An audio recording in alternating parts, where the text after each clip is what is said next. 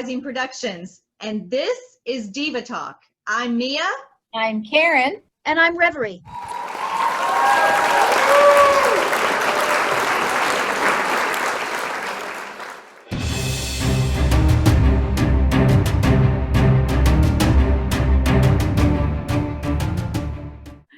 Well, Happy New Year, Divas! Yeah.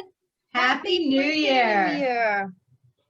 Here is to a fantastic year of divas rising to the top. May all divas rise to the top. Next year, all. It's going to be 10 million times better. And I want every woman out there to recognize that you are a diva. Find your true diva in 2021. Yes. Diva-dom 2021. Diva-dom! I'm ready to move on to next year. I mean, we talked about talking about or not talking about resolutions, but I just need to stay focused next year. I'm losing traction, and I think this time of year always does this to me, but I'm losing traction where I am usually in the middle of the year. Things just start to slow down. And I guess this is just the way it is over the holidays. Things are supposed to slow down. You're supposed to take a break. But I've got to stay focused. I haven't worked on either one of my book proposals, and they're due next month. And I haven't done it. I just haven't done it. I just haven't. Do you want this recorded? Oh, shit, I put it out there. There's that, and I've got to focus on Tea with Edgar Allan Poe. I've got so much to do and so many things to hope for next year, but I've just got to buckle down and do them. And no, I need to hear this. My whole motto for 2020, I kind of wanted it to be for Scorpio rising, but we took it in a different direction. So for me, it's been all about, staying focused and staying positive. That's the thing that's just been my driving force this whole year, is stay focused and stay positive. And I'm finding it really difficult this time of year. Do you guys feel that way? Well, I think the holidays in general, I think because the pandemic, and then there's anniversaries for me right around this time of year of loss. So I feel like, like you said, I feel like there's the part of me that enjoys the holidays and the lights and the spirit of it. But then there's this sadness that comes with it that's always underlying.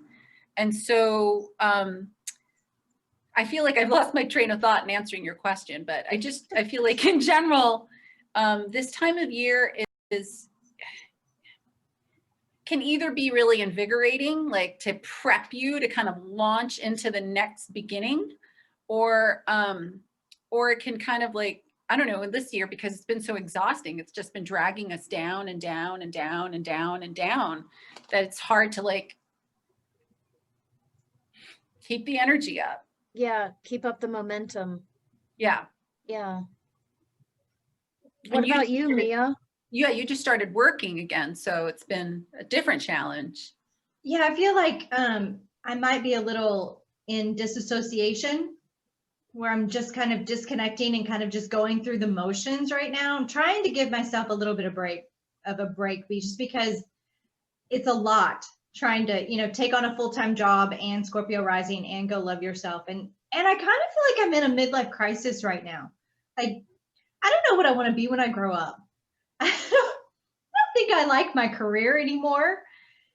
And I don't really know if I want a life coach. I just don't know. Can I just meet a really nice rich man that will just let me lounge and feed me grapes? Can I just sit around and look pretty? That's what I want to do right now. I just want to sit around and look pretty. I'm tired. Cleopatra is what you want. I'm just tired. My God, at the age I'm at, I've raised 3 kids on my own, working sometimes 3 jobs at a time. And I'm just tired. I'm just in this space. I'm in this weird space right now where it's okay, I need to figure out what I want to be when I grow up, because I'm kind of grown up. So it might be time to make a major life decision. Are we ever really grown up? I mean, I still laugh at fart jokes, so. Well, we all laugh at your fart jokes. Well, and I still make dorky sense of humor, say stupid things all the time. So I don't think we do ever grow up. But back to your point, Mia, I know where you're coming from, and I think a lot of us are going through a midlife crisis right now with everything going on. We're all having to reinvent ourselves. We're all having to figure out what the hell we're going to do next. Well, that's kind of the problem, though. It seems like, COVID hit. I was reinventing myself when COVID hit. If you ladies remember, I was already in the process of reinventing myself. And I thought, oh, I'm on a great path. I'm loving who I am. And then COVID hit and I was like, well, crap, I have to reinvent myself again. Okay, great. Let me rally and soldier up for this and do this. And so I reinvented myself again. And I was like, yeah, I love it. I love what I'm doing. And then something else hit and I'm having to reinvent myself again. I'm tired. I'm tired of reinventing myself, and I'm tired too. And I think I didn't mean to freak you guys out with my text message about feeling bad, but I really did. I felt really crappy. And we've all had that moment of, oh my God, I have COVID. I've got a headache, or I feel like I've got a fever. Oh shit, I got COVID. I kind of had that moment, but it's just, I guess they call it COVID fatigue. You keep hearing that. And, if someone had told me a year ago, this is what's going to happen in your life, there's going to be a pandemic and you're going to lose everything and have to start over again, I would laugh and go, that's not going to happen. That's crazy. And then it happened. And I can't believe everything that's happened. And I guess we were given warnings and no one listened to the warnings.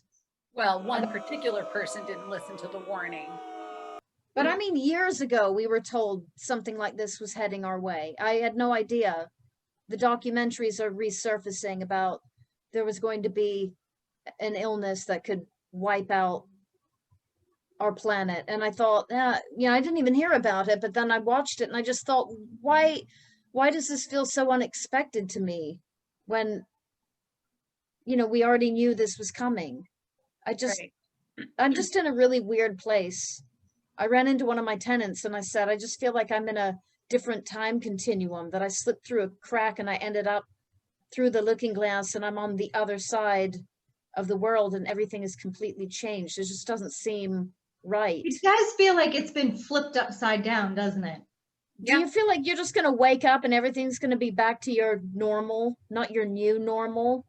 I don't even know what that means. No, I feel like I'm never going to wake up back to that again. And, I was actually talking to my sponsor yesterday about it. I said, I'm finally coming to a space where I've been so nostalgic for pre-COVID life. I've been missing all of the people and the camaraderie and the gatherings and the constant hustle and bustle of what my life was like pre-COVID.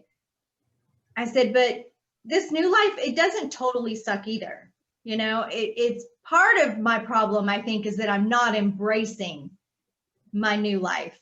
I'm still kind of grieving and mourning for my own life, which is a process, and I've got to give myself a little bit of a break for it.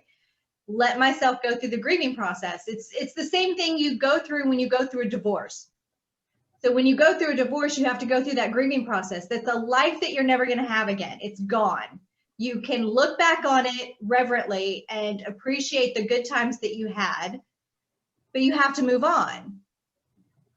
And that's kind of where I'm at right now. I'm divorcing pre-COVID life and I'm mourning it. And I'm saying, okay, there were some good times. Yeah, there were some bad times, but there were some good times. I need to look back on the good times reverently and embrace the life I have now. Is where I think I'm healing myself from my midlife crisis as I speak. I need to just embrace where I'm at today and say it's okay for me to be in a different place than I thought I would be a year ago. It's okay. I think everybody's probably in a different place than they thought they would be a year ago. And it's okay. Sure. Everyone. Everyone's plans are put on hold. I was supposed to go to India and, celebrate my half century there and have a spiritual awakening and, have different cultural experiences. But, that's not happening today, this year, not right now.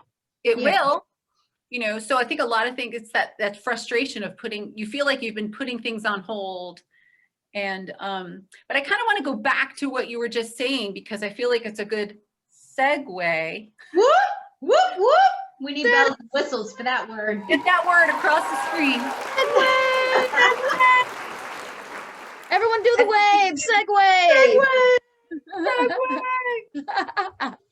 This class that I've been taking with a very good friend of mine, Mark DeWitt, who I'm going to plug his business, Balance Work Yoga Massage, and we'll drop the link in our YouTube description.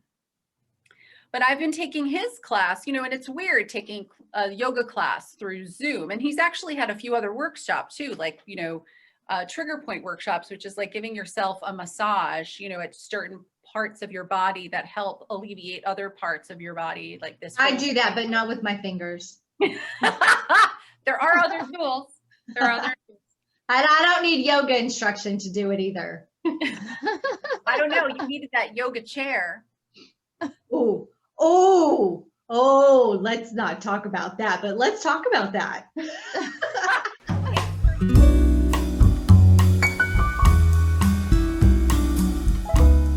Oh, everybody on this planet needs the yoga chair. Sounds amazing. Well, this class that I've been taking, you know, he had the most provocative thoughts that I thought were, speaking of provocative, that I thought were really useful to share. And I shared it with you guys the other day, and it's this idea, and you were just talking about this, Mia, of aversion versus attachment. And I think I just kind of got, because I remember when I brought that up, you guys were like, wait, what does that mean? And I was like, well, this is my interpretation of it. But I think I just got a different interpretation as you were talking. Like, we have this aversion to not have this new normal. But we are attached yet to the life that we had prior to COVID. So I just think there's an interesting thing about that. Like, and he had a series of questions about it. And the first one was, what has the 2020 pandemic revealed to you about your nature? And what is your attachment, or what is your aversion? My nature is to go against change. I fight change with every fiber of my being. I don't want things to change. But I have to realize that when things change, they always change for the better. And something good always comes out of it. But I fight it. I have to learn to stop fighting it. I don't know if that answers the question, because I still don't fully understand the whole aversion attachment thing. I think you answered it. I feel like you just said you're attached to, well, you said you have an aversion to change. And what you're attached to is keeping things the same. Yeah, so you're attached to the past. Yeah. I feel like I just got the question by hearing the way you responded to it. Oh, good. I'm glad I could be helpful. And I think that I want to go next by saying, what has the pandemic revealed about my nature? At the beginning of the pandemic, I felt like, and I think it's because of my building manager job, I sort of felt like I am a warrior princess. I've got to embrace this building. I've got to let everyone feel like they're safe, and tell everyone, if you have a problem with paying your rent, let me know immediately. If you lose your job, let me know and I will help you. I mean, I was just putting myself out there to help everybody else and neglecting my own needs. And it's like, warrior one, go out there and put your best face forward. And then months later, it's like all of a sudden I reflect back and go, yeah, I did the right thing by communicating with people, but what about me? And like, I think not facing my own fears, like putting my fears and my worries aside and worrying about other people. And I think this is what I do in my family dynamic as well. And this is just something I've just come off the top of my head. And at first I thought, God, that sounds so arrogant, calling yourself a warrior, but actually it's not. It's like someone's got to be out there to kind of help everybody, take care of everybody in their own way. You know, I'm not a doctor, I'm not a nurse, but my way is to make sure that everybody's okay in my own way, but in a way that's not healthy for myself. So I think for me, my aversion is probably dealing with my own emotions and my own pain and my own feelings of what the whole world and what I'm going through. So I hope that answers the question. That was powerful. Yeah, Thank That's you. powerful recognition. that was beautiful. Yeah. Thank you. Yeah. Good thing we're recording this so we can remember it later. Yes. Don't And be throwing my words back in my face now. oh yeah. This Well, is Karen- this is our video audio journal. Yes. Well, Karen, what about you? You know, it's interesting. I thought about this while I was in a soak, my tub last night. And I was like, honestly, if I really had to be completely honest with myself, I think my aversion, and this is just how my nature has always been, but I think that's been magnified by the pandemic because I've spent so much time away from friends and not connecting that I, by nature, I'm really okay to isolate. When it comes down to it, I'm okay to be by myself and to isolate. I feel that I don't need other people to connect with. And yet that is a very kind of vibrant part of our life is connection to people. So I really feel like the pandemic kind of magnified that for me. Like, well, I have a pandemic. Now I have a reason to not see people. So now I won't. So there you go. Now I can just stay and isolate and I have a good reason for it. That's the brutal honesty that I came to last night was I really am not very good. I think that's my aversion is to like, I would rather isolate than to reach out and connect. And yet it's the thing that, I think what I'm attached to is the isolation too. You know, it's hard for me to, even though I am, I could be at the party and I could be the one who's talking, but I'm a writer. So I also like to sit and be quiet and not be bothered. And I'm not saying that people are bothering me. I just have a very hard time managing separating myself from the time with myself versus connecting with others. And I feel like I've distanced myself from a lot of people that I didn't mean to during the pandemic. Well, you've had a lot of loss happen recently too. And I know for me personally, when I'm experiencing a great deal of loss, separating myself and isolating myself feels safer. Yes. Because, if you're not connecting with people, you're not close to people, if they go away, it doesn't hurt as bad.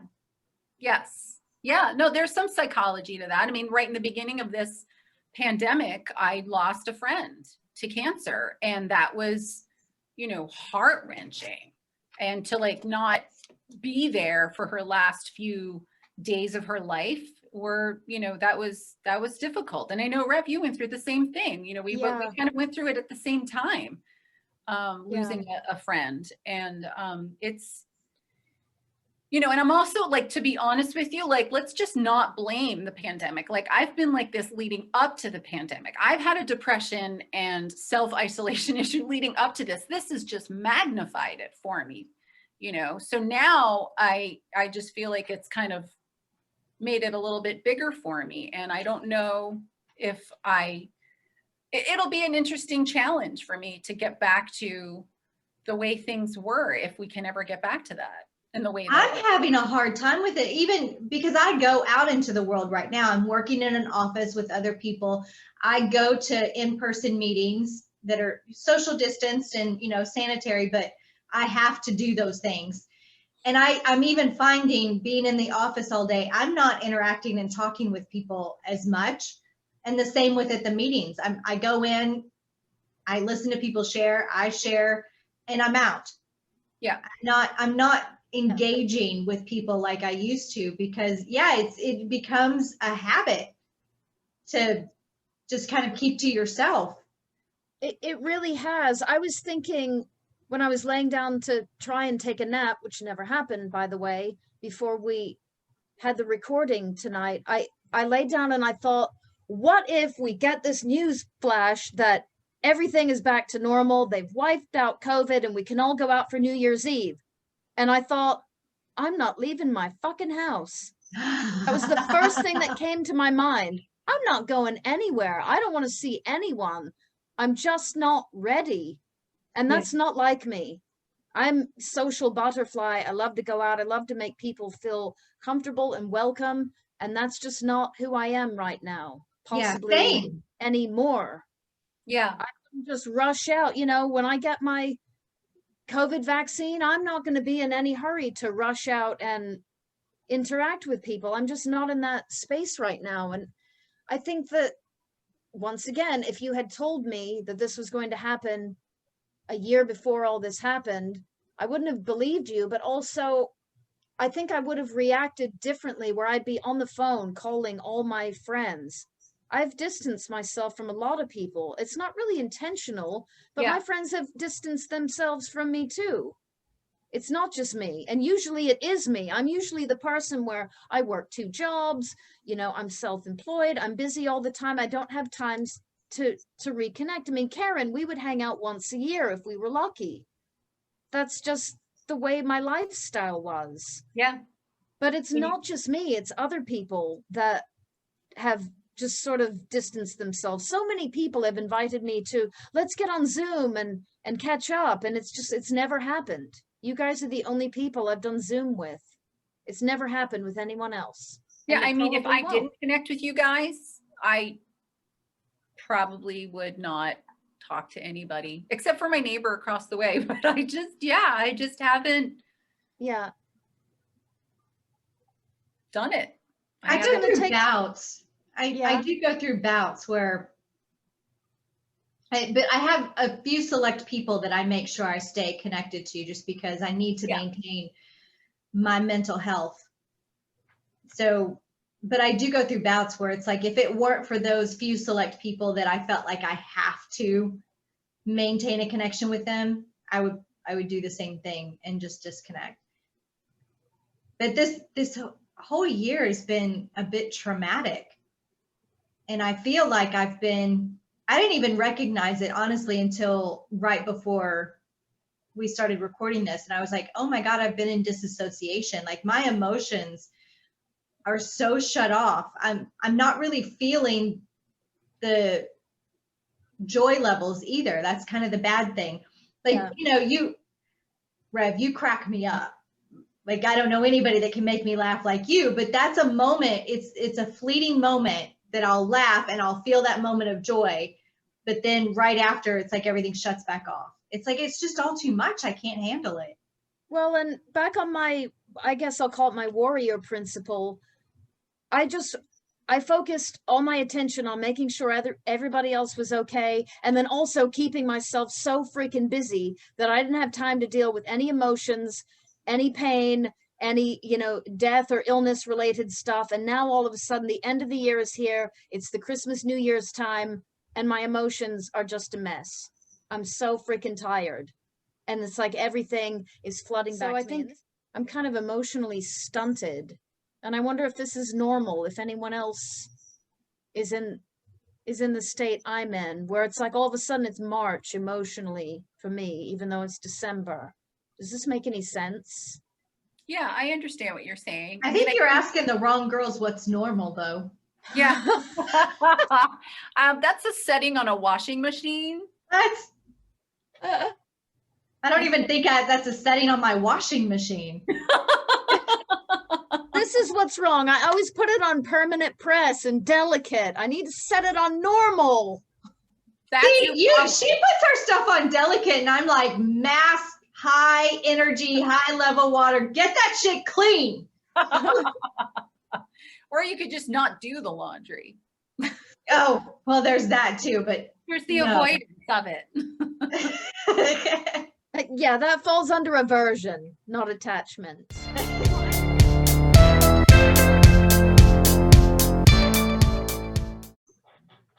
Here's to the new year. Here's to Scorpio Rising Productions in 2021.